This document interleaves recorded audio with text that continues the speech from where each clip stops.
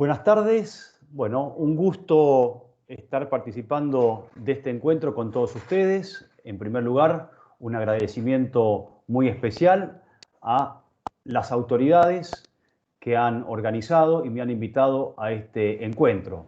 Lo hago en la persona de sus directivos, pero es una actividad, la verdad, que muy interesante desde el punto de vista organizacional. ¿Por qué? Porque es una actividad en conjunto con el Instituto de Estudios Judiciales, con el Consejo Departamental de San Nicolás, el Colegio de Abogados de San Nicolás y el Colegio de Magistrados y Funcionarios de San Nicolás. De modo tal que estamos todos, y eso es muy bueno, esa mixtura de todos los operadores jurídicos, de uno y del otro lado del mostrador, realmente es muy gratificante. Y por supuesto, no quiero dejar de agradecer a el doctor Walter Quadranti, que es quien ha actuado de mediador también con las autoridades para que esto sea posible, y también es el responsable. Así que todo el buzón de críticas directamente al correo de él. Unos avisos parroquiales muy chiquititos. En primer lugar, les pediría, por favor, que apaguen los micrófonos, porque se acoplan y además muchos quizás piensan que están solos en un universo encapsulados y por ahí profieren algún comentario y eso después queda grabado y muchas veces de eso no se vuelve. Así que les pido por favor que vayan apagando los micrófonos, se los digo por experiencia. Y en segundo lugar, un pedido de disculpas también porque a mí realmente me gustan mucho esas actividades, sobre todo la parte final de las actividades, que es cuando dialogamos, cuando intercambiamos opiniones, cuando reflexionamos y cuando criticamos. Entonces yo generalmente dejo un espacio bastante importante para ustedes, para yo llevarme también, para enriquecerme con sus devoluciones. Pero a las 4 de la tarde tengo un Zoom familiar, un cumpleaños, así que tengo que directamente desconectar la Matrix a las 4 en punto. Así que bueno, voy a intentar dejar un espacio para las reflexiones, las consultas, pero como los temas son bastantes, de última, generamos un nuevo encuentro y con todo gusto empezamos al revés, con la clase invertida. Empezamos reflexionando, dialogando, criticando y en todo caso después dejamos espacios para los marcos o los conceptos teóricos.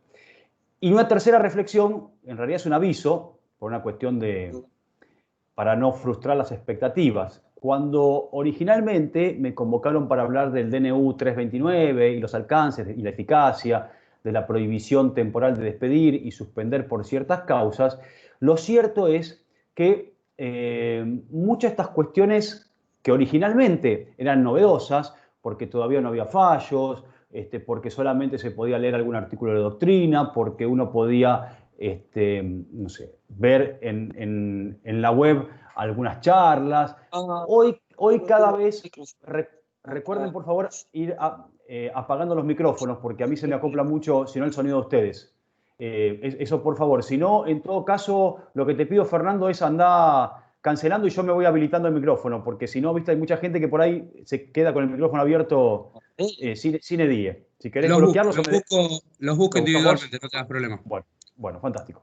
Y entonces me pareció piola, por supuesto sin desatender, sobre todo para no traicionar sus legítimas expectativas, pero me pareció piola encarar este encuentro con una especie de mapa del estado de situación actual en general, de cómo están los universos jurídicos vinculados con la emergencia, que no se limitan solamente a la prohibición de despedir y suspender, que por supuesto vamos a reflexionar sobre ello, le voy a contar las novedades jurisprudenciales, por lo menos las que están a mi alcance, sino también alguna reflexión sobre los escenarios que hay, por ejemplo, en materia de prestación laboral y remuneración, y también, por supuesto, una breve referencia a cuál es el estado de situación actual en materia de lo que yo considero que es doctrina legal vinculado a los accidentes y a las enfermedades profesionales, que son los famosos fallos que ustedes conocen, Marchetti, Sakax y Delgadillo.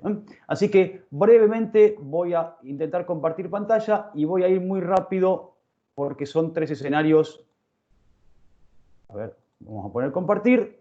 Entiendo que ahí estoy compartiendo, Fernando, ya. Todavía no, Diego. A ver. En el cuadrito hay que hacer clic sobre la pantalla. Compartir escritorio.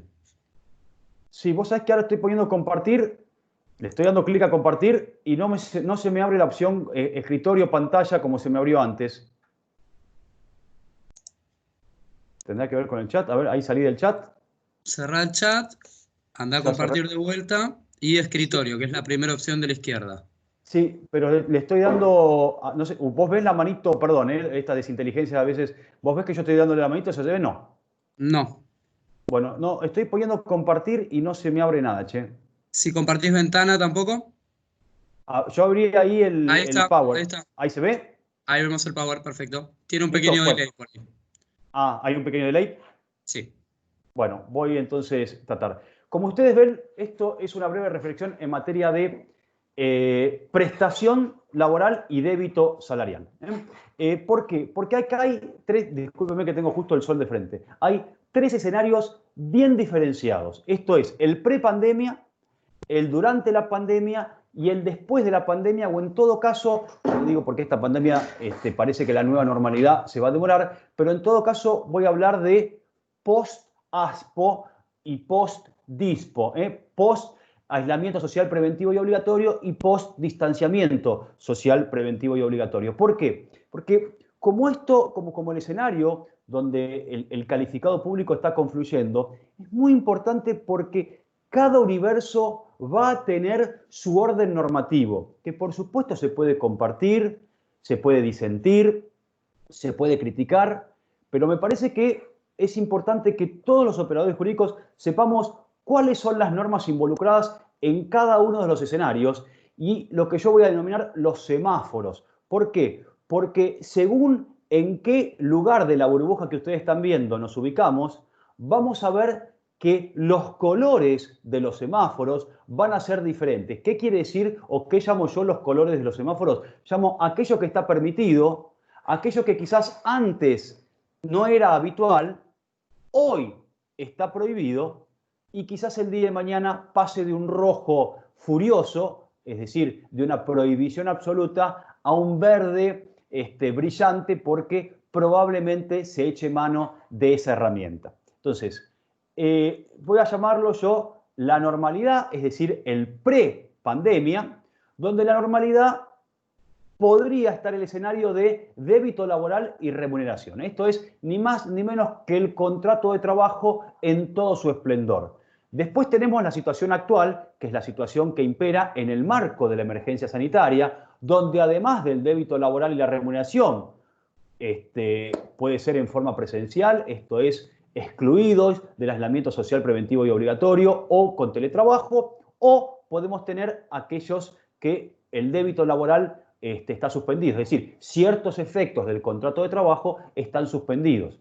Y donde habría, cada vez con mayor intensidad, una suspensión concertada por oposición a la suspensión individual del débito laboral, más el pago de una asignación no remunerativa, más una reducción de los ingresos, producto de la ya conocida y bastante remanida norma que es el 223 bis de la Ley de Contrato de Trabajo. Y por último, vamos a tener probablemente, esto es hacer futurología, pero es un futuro muy inmediato, lo que denominan la nueva normalidad, donde van a convivir estos tres escenarios, pero vamos a ver de qué manera y con qué orden normativo. Entonces, en la normalidad, esto es una reducción, discúlpenme, no pretendo clasificar todo lo que implica el débito laboral y la remuneración, tendría que empezar por el convenio 95 en la OIT, pero simplemente en las normas de la Ley de Contrato de Trabajo, ¿cuáles son los artículos que responden a la obligación de las personas que trabajan de poner a disposición del empleador su capacidad de trabajo y en qué norma se basa la obligación del empleador, de los empleadores, de abonar esa remuneración? Bueno, fantástico. Entonces nosotros tenemos que en lo que era la normalidad anterior, fíjense que en principio no teníamos nada prohibido, es decir, no había una norma que no estoy remitiéndome a la 25.561, estoy hablando de los últimos 5 años, 7 años, no había, o mejor dicho, 15 años, no había ninguna norma específica, ni general, ni dictada en el marco de alguna emergencia, que prohíba ciertos actos. Entonces, ¿cuáles eran los escenarios, los semáforos de la normalidad? Bueno, lo decía, el contrato de trabajo con todo su esplendor, que es el débito laboral y la remuneración, y en semáforo amarillo. ¿Por qué amarillo? Porque no era lo común, era una situación, y fíjense que hablo en pasado, era una situación de excepcionalidad, la posibilidad que las partes, y entre comillas acá, acuerden, vamos a ver qué tanto podría considerarse que está viciada la voluntad de la persona que trabaja, pero lo cierto es que el 223 bis, desde el año 90, que se incorpora a la ley de contrato de trabajo, existía, y en la industria automotriz esto era muy común. Y finalmente, por supuesto, la suspensión unilateral del débito laboral sin contraprestación económica, por supuesto, a través de la instrumentación del procedimiento preventivo de crisis de empresa. Entonces, esto es muy escenario, esta foto es muy escenario, perdón, este escenario, esta foto, entiendo yo que es muy descriptiva, o pretende serlo, de lo que era el escenario antes de la emergencia sanitaria o la pandemia producto del COVID-19. Ahora, este escenario cambió porque lo que ayer era normal, hoy dejó de serlo, o por lo menos no lo podemos concebir de la misma forma que lo veníamos consiguiendo antes. ¿Por qué? Porque la realidad de las relaciones laborales es distinta y las normas dictadas en el marco de la emergencia son distintas. Vamos a ver si estas normas son de coyuntura, vamos a ver si hay un conflicto normativo y, en todo caso, cuáles son los escenarios y las herramientas, si es que existe ese conflicto normativo, que ustedes y nosotros, ahora sí hablo de los que litigan y de los que estamos de este lado del mostrador, o sea, en el Poder Judicial, podemos echar mano para resolver esos conflictos. Entonces, fíjense que ya las normas son distintas a aquellas que imperaban en la prepandemia. Y yo pongo esto, no, por supuesto no me dirijo a la gran mayoría de ustedes, sino a los nobles abogados y abogadas. ¿Por qué? Porque yo lo que digo es, no se conciba el error de pensar que los casos a consulta van a llegar inmediatamente, es decir, mientras dure cada escenario. Puede suceder perfectamente que el conflicto ya se haya suscitado antes de la pandemia y quizás la consulta jurídica le llegue a ustedes post pandemia o post dispo o post aspo. Puede suceder que el conflicto se genere hoy, pero la consulta llegue dentro de 2 o 3 meses. O puede suceder que la consulta llegue dentro de 2 o 3 meses en forma inmediata a ustedes. ¿Y por qué es importante distinguir cada uno de estos escenarios? Y por qué también, por supuesto, aquellos que ejercemos en la Administración de Justicia, es importante que tengamos claros estos escenarios. Porque a cada planteo que nos van a llegar, la respuesta jurídica, el fundamento jurídico puede variar, más allá de la posición que tengamos todos nosotros, debe variar, porque el fundamento jurídico va a ser distinto, porque las normas y la vigencia y la temporalidad de las normas es distinta. Entonces, fíjense que en este escenario, que es en el del medio, es en el de ahora, en aquí, en la ahora, que es en la emergencia sanitaria, nosotros tenemos el aislamiento social preventivo y obligatorio, el distanciamiento social preventivo y obligatorio y las medidas preventivas impuestas por el DNU 260 y 297. Acá hay toda una discusión si estos decretos son o no constitucionales. La mayoría entiende que sí, por citar algún autor de doctrina calificada laboralista. El doctor Carlos Etala entiende que no. No voy a entrar en esa disquisición porque nos podría llevar todo el tiempo que nos queda. Pero fíjense cuál es el cuadro normativo. Y después tenemos, en materia de suspensión del débito y goce íntegro de las remuneraciones, en realidad voy a utilizar los términos del artículo 8 del DNU 297, el goce pleno e íntegro de los ingresos habituales de las personas que trabajan, que es, insisto, el artículo 8 del DNU 297, reforzadas por 2 resoluciones o 3 resoluciones del Ministerio, que son la 202, la 207 y la 279.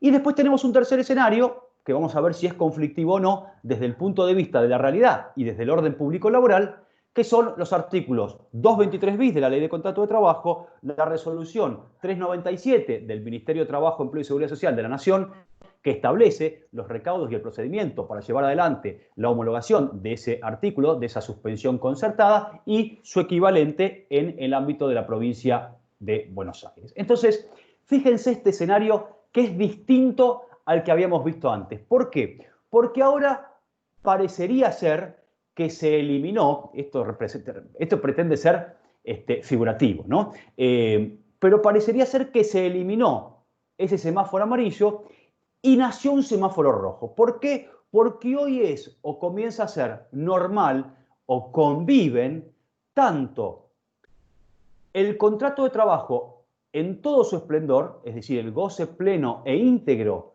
de los ingresos, como así también comienza a ser normal la suspensión concertada del débito laboral más una asignación no remunerativa más una posible reducción de los ingresos. Y se prohíbe, cosa que antes no, la suspensión individual sin contraprestación económica, que es el procedimiento preventivo o instrumentado a través del procedimiento preventivo, que esto no es ni más ni menos que el decreto 329. Ahora, el problema es qué sucederá el día después de mañana. Insisto, ¿qué sucederá una vez que el 329 se deje de prorrogar, como sucedió hace días atrás, hasta el 28 de septiembre o 29 de septiembre de este año? Bueno, lo que los autores comienzan a denominar la nueva normalidad, si el decreto 329 deja de tener vigencia y no hay ninguna resolución dictada en el marco de la emergencia, en este orden, automáticamente van a volver a cobrar virtualidad, eficacia, los artículos de la Ley de Contrato de Trabajo, 218 a 222, que establecen, entre otras cuestiones, por razones económicas, la suspensión unilateral de ciertos efectos del contrato de trabajo sin la contraprestación económica, que es el pago de una remuneración, y sin la contraprestación siquiera de una asignación no remunerativa. Entonces, fíjense que probablemente en la nueva normalidad, si, insisto, esto es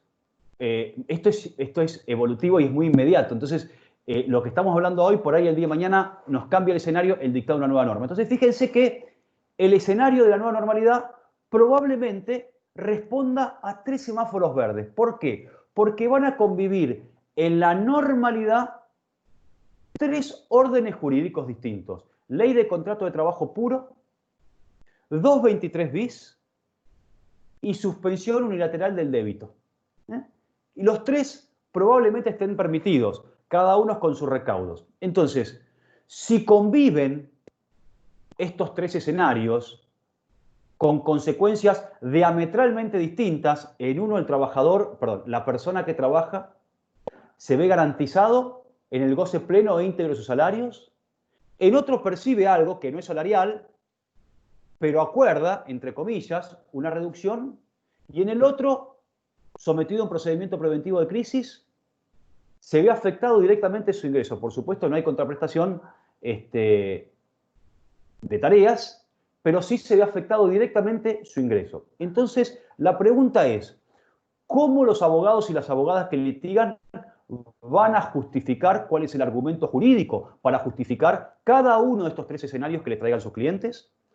¿Cuál es la posición que los jueces y las juezas vamos a tomar el día de mañana frente a los planteos de justificar en derecho cada uno de estos escenarios? Esto es muy importante, ¿por qué?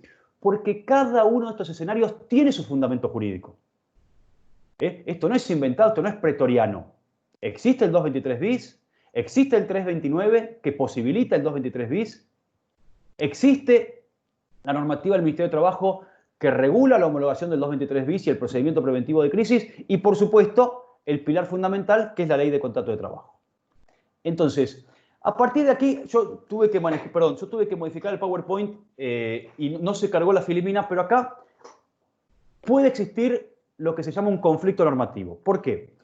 Porque quienes defiendan hoy en día la eficacia de una reducción salarial producto del 223 bis, en la balanza van a poner todo el orden normativo que acabo de citar, 223 bis, resolución 397 del Ministerio de Trabajo de Nación, su equivalente en provincia, que es el 185, perdónenme que lo tengo anotado a otro lado, y el 529, el DNU 529, que establece que no va a regir el tope máximo de plazos establecido para la sumatoria de las suspensiones por fuerza mayor y falta o disminución de trabajo. Entonces uno dice, bueno, tengo un orden normativo más allá que esto no implique afectar los intereses individuales de los trabajadores, pero esto podría justificar frente a un planteo judicial, frente a un planteo administrativo, la eficacia de un 223 bis. Y por el otro lado están las voces, por supuesto, autorizadas del mismo modo que las anteriores, que van a decir, miren, acá está perfecto la válvula de escape que es el 223 bis, pero esto choca de frente, se da de bruces contra el orden público laboral. ¿Por qué? Porque frente a un 223 bis, frente a una resolución del ministerio, etcétera, etcétera, etcétera, existe ni más ni menos que la ley de contrato de trabajo, y no solamente en su artículo 12, que habla del principio de irrenunciabilidad, no solamente en los artículos 7, 8 y 13, que establece que no se pueden afectar los derechos y las garantías establecidas a través de cláusulas en sentido peyorativo, sino que además hay un planteo muy interesante del doctor Juan Orsini, que es juez laboral en un tribunal de trabajo en La Plata, que él dice, acá se trata ni más ni menos que de un contrato de trabajo con objeto prohibido. Aquellas personas que no están excluidas del aislamiento social preventivo y obligatorio no pueden, no es que no quieren, no pueden prestar su débito laboral, no pueden poner a disposición del empleador su capacidad de trabajo, tampoco están haciendo teletrabajo o home office, de modo tal que cuando hay una norma estatal que les impide llevar adelante sus tareas, bueno, precisamente el objeto del contrato de trabajo o parte de ese objeto se encuentra prohibido. Y entonces la ley de contrato de trabajo, en los artículos 40 a 44, específicamente establece que se trata de un objeto prohibido total o parcial, de manera alguna esto puede afectar los derechos adquiridos por los trabajadores. Entonces, desde el punto de vista del derecho individual, entiende el autor y otros, por supuesto, Barrera Nicholson, el doctor David Duarte, por citar muchísimos más, entienden que el 223 bis no tendría eficacia frente a un conflicto judicial y desde el punto de vista colectivo también atacan esta facultad diciendo, por ejemplo, que bueno, los acuerdos marco, en realidad tampoco no son acuerdos ni son marcos, en realidad fueron reuniones que realizó la CGT y la UIA y a partir de ahí se bajó línea para los sindicatos, las uniones y las empresas o las cámaras empresarias. Bueno, tampoco pueden negociar libremente, producto de los límites que impone el artículo 8 de la 14250, en atención al requerimiento de la conformidad expresa de los trabajadores. Entonces, tanto en el plano individual como en el plano colectivo, entiende que estos requisitos no están dados y, por supuesto, del otro lado hay voces muy autorizadas que establecen lo contrario, como por ejemplo el querido amigo doctor Madaloni. Así que hay lectura de nivel, como se dan cuenta, para entretenerse. Por supuesto que, yo siempre digo lo mismo, los abogados que litigan pueden tener su opinión científica, jurídica, académica, pero después van a estar orientados en función de los intereses del cliente, que esto es perfectamente legítimo. Bueno, y los jueces también. Los jueces, por supuesto, iremos formando nuestra opinión, pero después siempre tenemos que resolver en base a las constancias del caso concreto. Otra cuestión muy interesante para discutir en este orden es, o sería, los alcances de la homologación del Ministerio de Trabajo nacional o provincial, porque hay autores que establecen. Primero, está descartado que los jueces laborales de la provincia de Buenos Aires, con seguridad, esto es opinión, hasta ahora estoy dando información, ahora voy a dar opinión. Los jueces laborales de la provincia de Buenos Aires no tenemos competencia para homologar estos acuerdos en ninguna norma, ni de la 15057 para los que consideran o consideramos que está vigente, ni del artículo 2 de la 11653 surge competencia para entender en estas cuestiones, porque de hecho la competencia nuestra está dada por un conflicto, ¿no? Conflictos individuales de trabajo, y acá no se trataría de un conflicto, sino una suspensión concertada. Insisto, abro un paréntesis, más allá de que se pueda probar o se presuma que la voluntad del trabajador o la trabajadora está viciada. Cierro paréntesis. Entonces, no tenemos competencia. Ahora, ¿cuáles son los alcances o cuáles serían los alcances del acto homologatorio de la Autoridad Administrativa del Trabajo? Bueno, hay quienes dicen esto, la Autoridad Administrativa del Trabajo cuando dicta o emite dictámenes, ejerce dos tipos de facultades o prerrogativas. Una de carácter netamente administrativo y otra administrativo jurisdiccional. Entonces, hay quienes dicen, miren, aún para los que consideran que existe la cosa juzgada administrativa, después hay que ver qué alcance, si formal, material, si es oponible o no, dicen, bueno, la homologación del Ministerio de Trabajo, no de un conflicto, como puede ser, por ejemplo, un trabajador o una trabajadora que es despedido y va al Ministerio de Trabajo a solicitar la homologación de ese conflicto, cediendo, las partes ceden y el Ministerio de Trabajo homologa, suponiendo que homologa, ni hablo de registro. Bueno, ahí hay un conflicto, pero acá dicen, no es un conflicto, porque es una suspensión concertada de ciertos efectos del contrato de trabajo.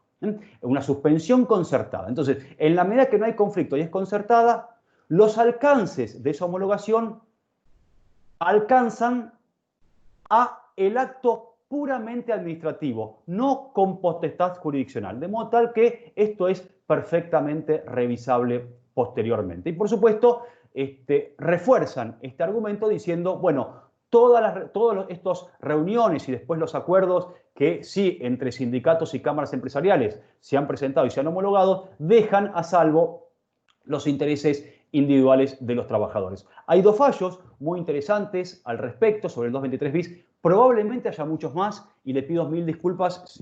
No está en mi haber conocer todos los fallos. Sé que la página de Amatra, Buenos Aires, los colegas, jueces y juezas de la provincia de Buenos Aires van subiendo material, así que les recomiendo enfáticamente que vayan a revisarlo. Pero hay dos fallos que han trascendido, se han publicado. Uno es de un juzgado de trabajo de Posadas, de la provincia de Misiones. Muy interesante porque ahí se hizo todo al revés. La Cámara y el sindicato y la Unión habían llegado a un acuerdo para proceder al 223 bis y la reducción de los ingresos hasta un 25%, si mal no recuerdo. Y la parte demandada, o sea, era una empresa de transportes, consideró que eso operaba en forma automática. Ya no entró a analizar si eso requería homologación judicial, consentimiento expreso de la persona que trabaja. Automáticamente le redujo el salario, pero no en un 25%, sino en un 50%. ¿Por qué? Porque el otro 50% lo pagaba el Estado a través de los ATP. Entonces se inició un conflicto, un juicio plurindividual de trabajo, porque eran varios actores, creo que eran 5, reclamando el cobro de diferencias por el 50%. O sea, por todo lo que el empleador no pagó, que en realidad el empleador dejó de pagar salarios, o sea, ya ingresos directamente. No hablemos de remuneración o remuneración, no pagó más nada. Y otro fallo es del Tribunal de Trabajo número, esperen que lo tengo acá, el Tribunal de Trabajo número 3 de Lanús, del 27 de julio, un caso bastante parecido. No es voto de la doctora Pelisa, pero sí creo que lo integra Eleonora, así que ustedes pueden meterse por la MEB. El fallo se llama Martínez con Lake, L-A-K-E, Martínez con Lake Internacional. Insisto, es del 27 de julio del 2020. Perdón, pero tengo la otra compu porque no me permitió modificar el Power. Y este es un caso parecido, también se había homologado, creo que el acuerdo marco o el convenio entre sindicatos y cámaras empresariales. Por supuesto, el trabajador no había prestado consentimiento, no está acreditado, por lo menos en el proceso que sea así. Esta reducción era del 30%, no del 50%, y entonces se hizo lugar a las diferencias salariales. Y también hay un fallo muy interesante, esto digo porque no suelen publicarse fallos laborales en la página de la Corte. Hay un fallo del Tribunal de Trabajo, creo que es 4, de Morón, creo que lo tengo en el otro PowerPoint, también vinculado a cuestiones en materia de débito y prestación salarial. Bueno, hasta ahí creo que estamos. Voy a compartir simplemente este PowerPoint. Ustedes me van a decir si se puede ver bien o no. Esperen que yo tengo acá a mi asistente. Fernando, no sé si estás, porque me dijiste que te iba a seguir un chiquitín, pero no sé si se ve bien ahora. Estoy acá todavía, sí. ¿Sí? ¿Se ve bien? Estamos en el Power de COVID-19 y el mundo del trabajo todavía. No. Entonces, no. Ahí yo lo cambié. No sé si se ve. Todavía no. Si querés podés dejar de compartir de vuelta y ahí te da la opción del cambio. Bien, voy a meterme en el chat si hay alguna pregunta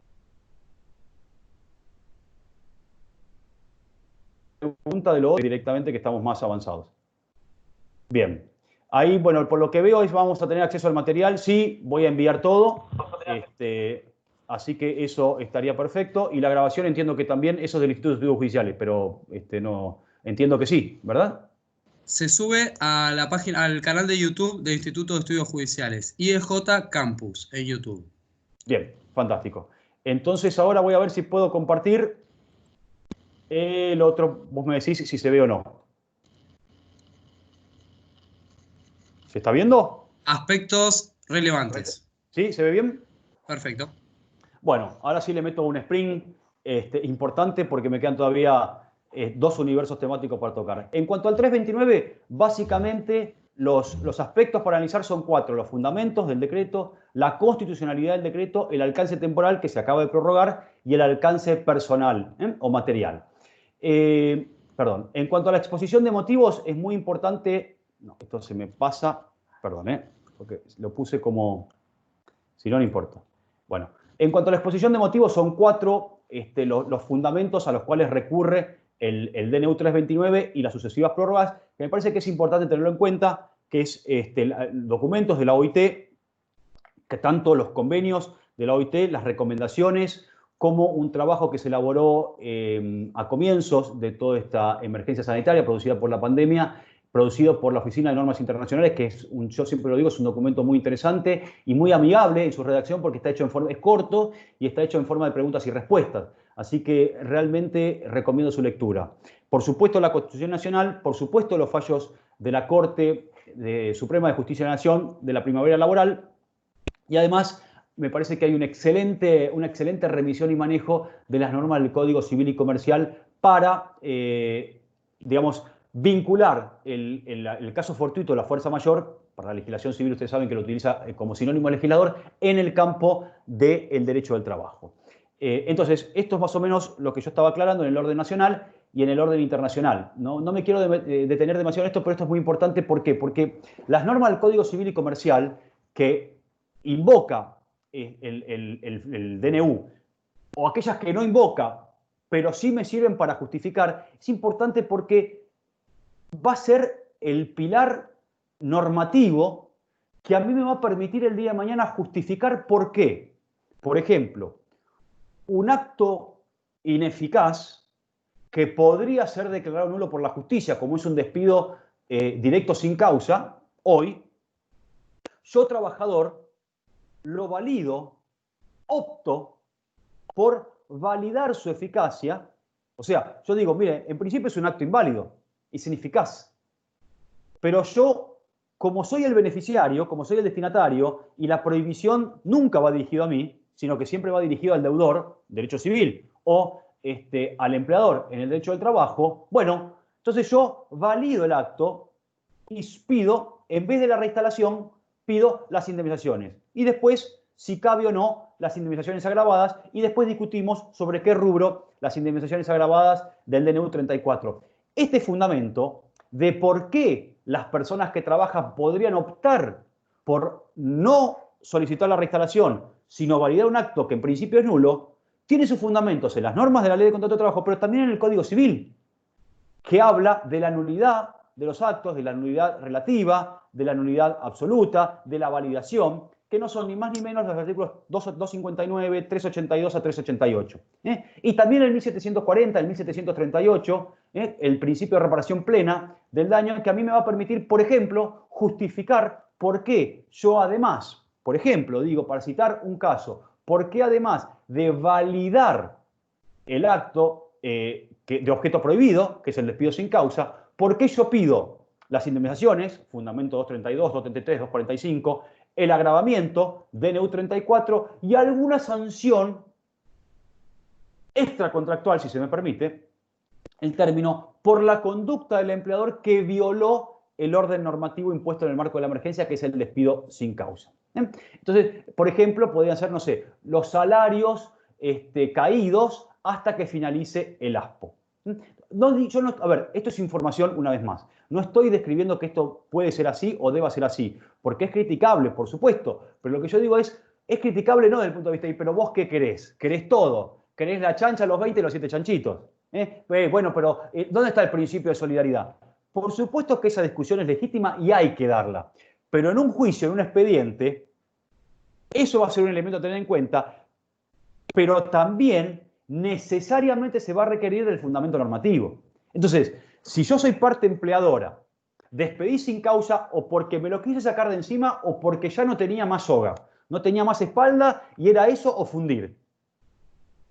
Por supuesto que yo, cuando hice ese acto, conocía las consecuencias. Entonces, el trabajador o la trabajadora me inicia un juicio, me pide todas las indemnizaciones, pero además me solicita 4 o 5 meses de pago de salarios hasta que finalice el ASPO y me lo fundamenta en el 1738 o 1740. Bueno, yo tengo que defenderme jurídicamente de eso.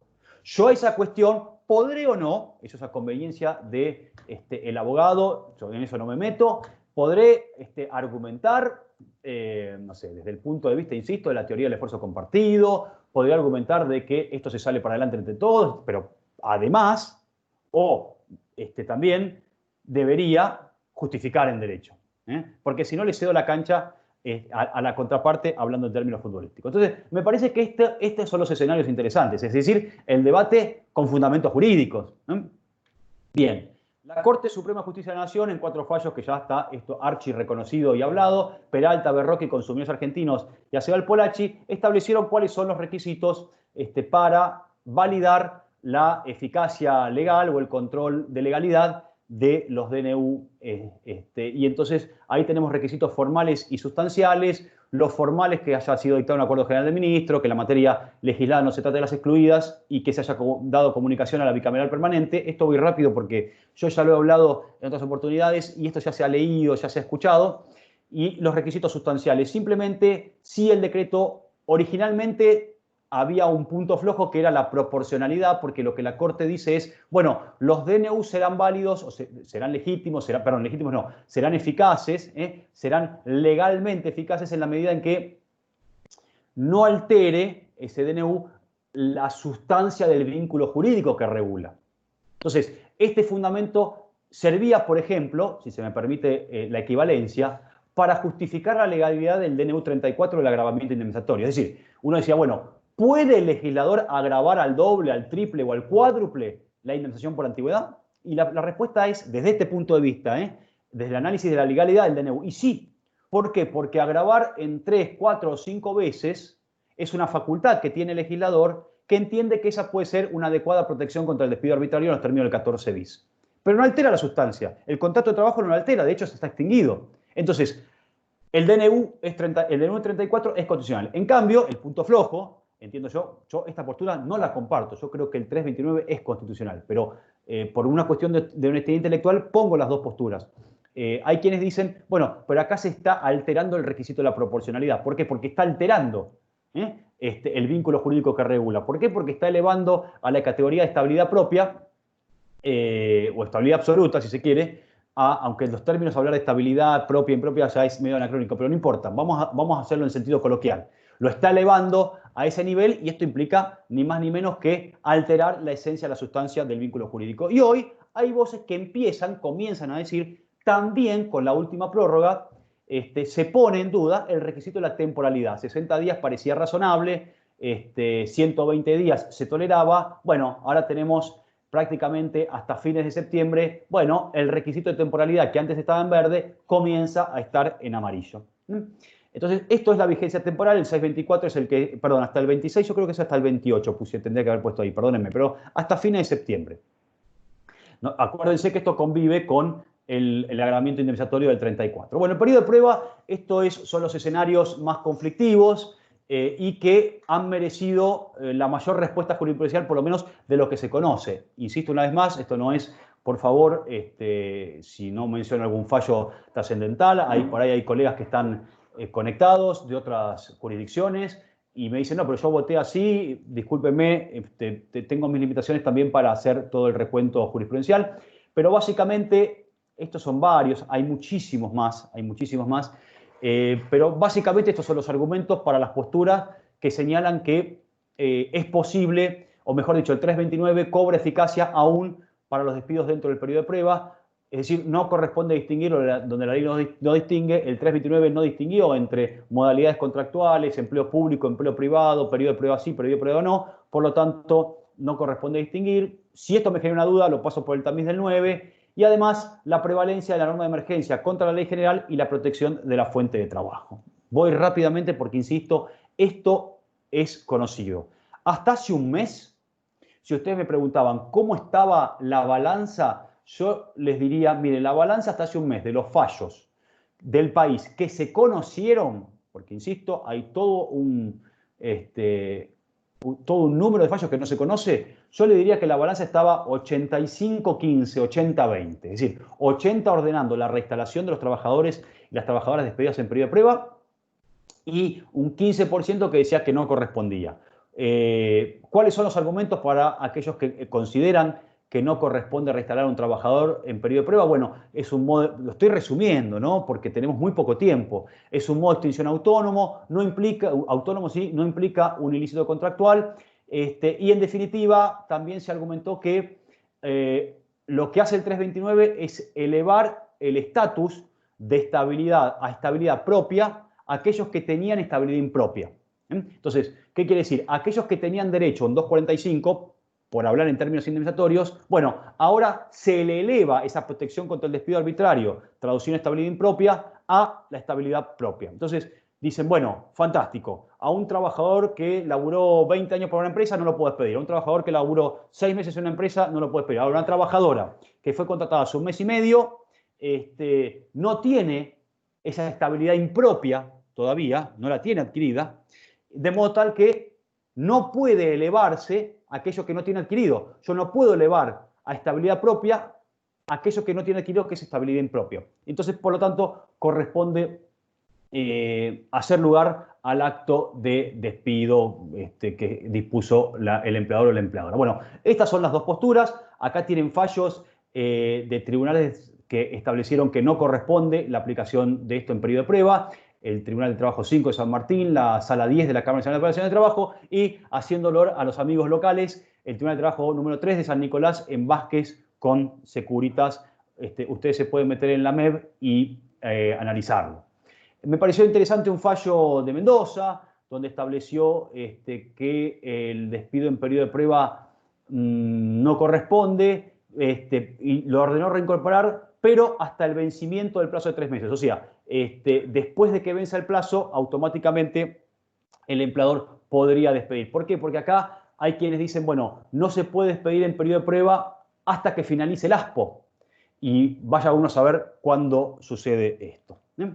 Y después, ya para ir cerrando, está el alcance personal, material, a quienes son alcanzados, valga la redundancia, por la prohibición de despedir. Bueno, no hay duda que aquellas personas regidas por la ley de contrato de trabajo, los estatutos está discutido, yo creo que sin lugar a dudas alcanza al estatuto de empleados de casas particulares.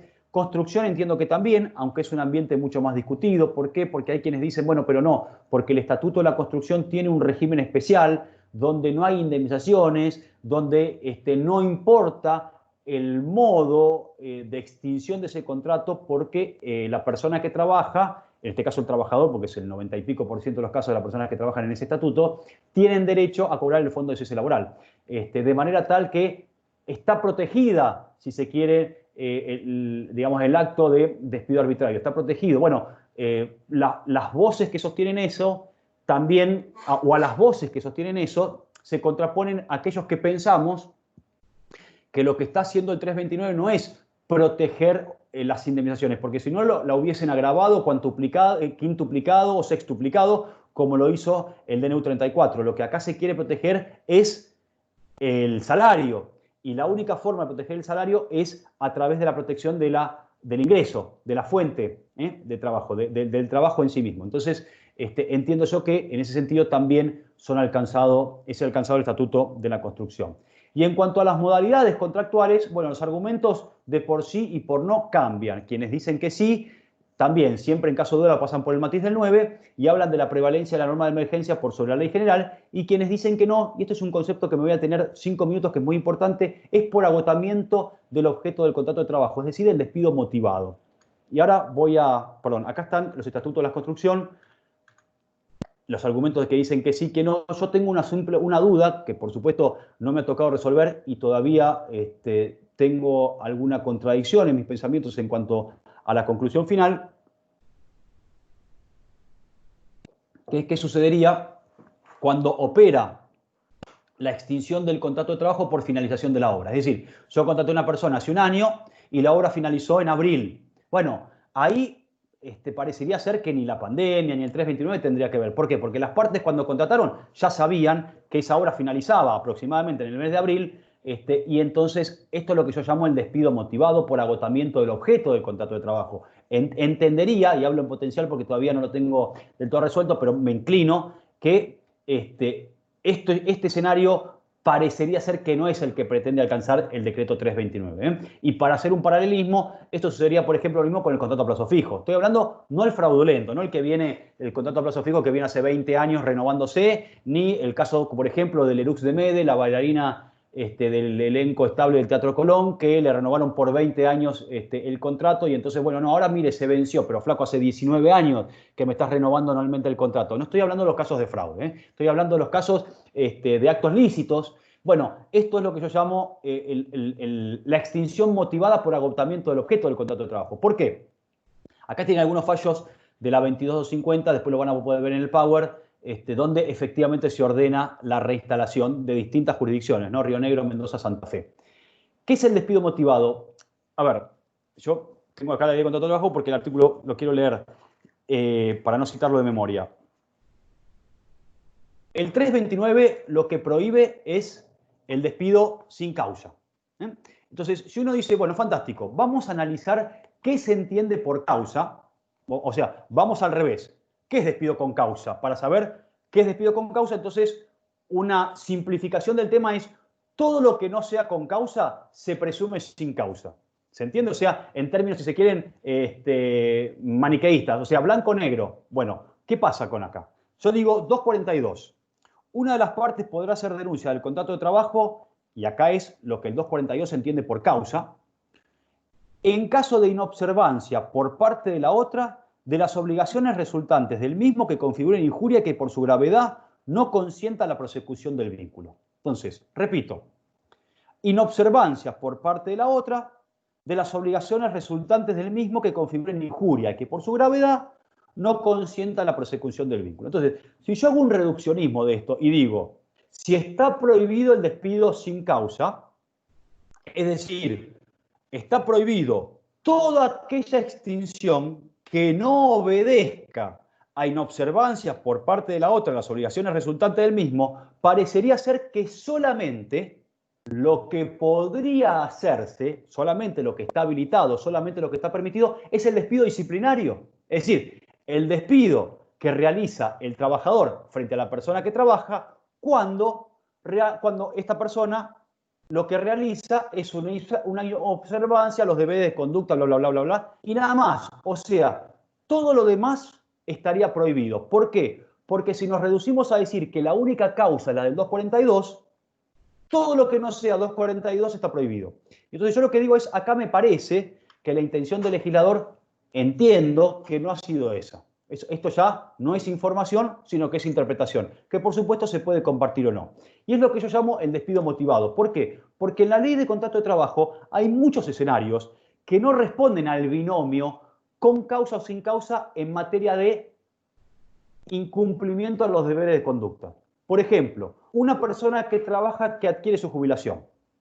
Por ejemplo, el agotamiento del periodo de reserva del 211.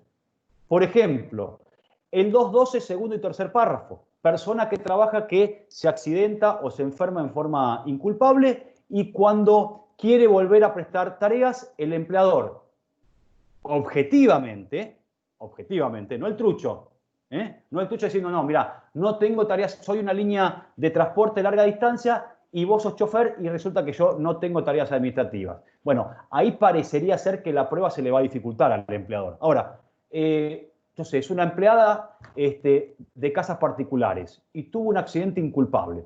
¿Y yo qué tareas administrativas o livianas puedo darle si yo vivo, no sé, en un PH en tercer piso por escalera y tengo 4 hijos? Y yo no sé si tengo tareas.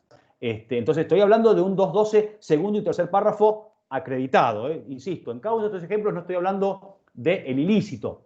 Entonces, hay ciertos casos donde, repito, no se trata de un despido sin causa, sino que se trata de un despido motivado por agotamiento del objeto del contrato de trabajo. Entonces, la pregunta es, a la persona que trabaja, que venía en periodo de reserva y que en el mes de julio de este año se le venció el plazo del año, ese empleador, ustedes saben que para que opere tiene que haber una comunicación de las partes. Bueno, ese empleador comunica a la persona que trabaja diciéndole se agotó el periodo de reserva, se extingue el contrato de trabajo sin consecuencias indemnizatorias. Y el trabajador o la trabajadora le manda un telegrama diciendo no, mire, eso implica un despido, es un despido sin causa. ¿Por qué? Porque el despido con causa solamente es aquel que obedece a la inobservancia de los deberes de conducta. Y yo no incumplí con un deber, yo no incumplí con ningún deber de conducta. Si yo no incumplí con un deber de conducta, es un despido incausado. Si es un despido incausado, está prohibido. Si está prohibido, reinstáleme. Entonces usted tiene que estirar el 211 hasta que finalice la vigencia del 329. Lo mismo con el 212, lo mismo, por ejemplo, con el 252. Y hay más también. ¿Qué pasa con los mutuos acuerdos? ¿Qué pasa con los despidos indirectos? ¿Qué pasa con una inhabilitación? El trabajador, hablando de no sé, la línea de colectivos, el trabajador pierde su licencia de conducir, se la quitan por, no sé, sine die o por 5 años. Y bueno, está específicamente regulado este supuesto en la ley de contrato de trabajo. Ahora, a los efectos del vínculo jurídico, ese trabajador no incumplió con ningún deber de conducta. Vaya a saber, no sé, lo perdió por cualquier circunstancia o lo inhabilitaron. Bueno, pero el empleador lo contrató en su momento para conducir un vehículo de larga distancia. Entonces, ¿se trata de despidos incausados o se trata de despidos causados? Si nosotros lo reducimos a la discusión blanco-negro maniqueísta del 242, es un despido incausado. ¿Por qué? Porque esa persona no incumplió ninguna, no incurrió en ninguna inobservancia. Ahora, si introducimos en la discusión el concepto de agotamiento del objeto del contrato de trabajo, despido motivado, parecería ser, insisto, esto es opinión y es absolutamente discutible, yo estoy emitiendo opinión y fundamentando el porqué, que estos escenarios no son alcanzados. No voy a, perdón, no sé cómo vengo de horario, estoy pasadísimo. Bueno, es interesante la judicial, perdón, me pasé, es interesante, acá se puede pedir la nulidad del acto, los fundamentos jurídicos de la nulidad del acto están en el Código Civil y Comercial de la Nación, están en la Ley de Contrato de Trabajo, o también se puede justificar el validar el acto, como decía antes, con el pago de las indemnizaciones y después veamos cuáles son los alcances de las indemnizaciones. Cierro con esto que me parece muy interesante. Hay un escenario que no me quedó tiempo para analizarlo, que es la vía procesal para acceder a esto, porque acá conviven la Biblia y el calefón. O sea, sin desmerecer, por supuesto, se ve en la justicia que se presentan amparos, medidas cautelares autónomas, autosatisfactivas, amparo con autosatisfactiva, tutela anticipadas, cautelares innovativas, medio a veces se hace una ensalada de fruta, muchas veces los jueces y las juezas reencausan los procesos. A nosotros nos pasó que nos iniciaron un expediente como autosatisfactiva y lo reencausamos como un sumarísimo con cautelar anticipada, pero me parece interesante, cito acá 2 fallos, siempre que tengo oportunidad destaco el siguiente. Me están apurando. El Tribunal de Trabajo número 1 de San Miguel dictó González con Centro Editorial de Diagnósticos, que es un fallo muy interesante. Se puede compartir o no el argumento de fondo, que es la reinstalación de un trabajador en periodo de prueba, perdón, una trabajadora en periodo de prueba. Eso, por supuesto, es discutido, hay fundamentos para un otro lado. Lo que es interesantísimo de ese fallo, que a modo pedagógico, el doctor Gonzalo Garciela, que es quien tiene el voto propinante, hace un proceso de elaboración pedagógica muy, muy interesante que recomiendo su lectura en orden a los procesos urgentes y la tutela anticipada del derecho. Y después me quedó pendiente el Tribunal de Trabajo número 4 de Morón, que en este caso sí era una autosatisfactiva. ¿Y por qué es interesante este fallo, más allá de la cuestión de fondo? Porque está subido a la página de la Corte. Suprema Justicia de la Nación, que siempre se suben fallos de las cámaras civiles y comerciales, fallos penales. Bueno, felizmente se ha receptado un fallo de orden laboral de la provincia de Buenos Aires. Bien, estoy pasadísimo de hora, les pido mil disculpas. No tengo tiempo para consultas, que es lo que más me enriquece a mí y creo que también los enriquece a ustedes.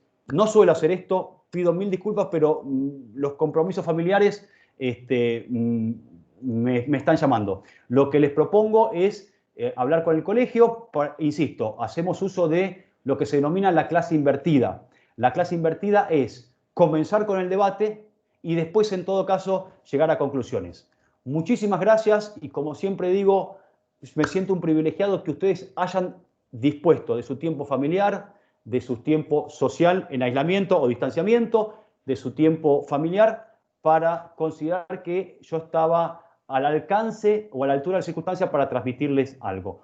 Muchísimas gracias, cuídense y cuiden a su familia, que es lo más importante. Hasta cualquier momento, gracias por la invitación.